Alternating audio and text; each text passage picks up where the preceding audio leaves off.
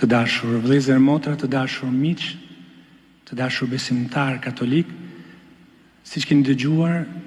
sot në mjes Papa Francesku është kthyer në shtëpinë e Atit.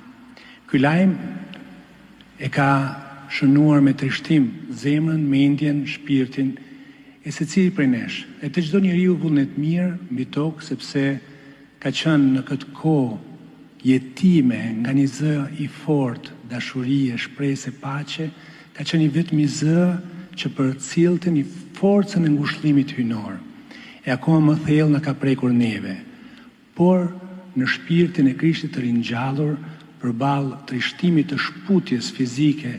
nga kjo lidhje me të, jemi të ngushëlluar me forcën e të ringjallurit. Zoti ka dashur ta thrasë atë në një vit jubilar, në vitin jubilar të shpresës, shtektar të shpresës. Papa që ka qenë shtektar shprese në zemrat e njerëzve më të mënjanuar,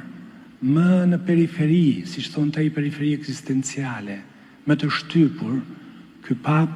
është sot shtektar në shtëpinë e Atit. E atëherë së bashku, të nxitur nga feja, nga shpresa, nga dashuria, e nga mirënjohja për dashurinë e këtij pape, dëshirojmë edhe neve të bashkohemi në lutje, të falenderojmë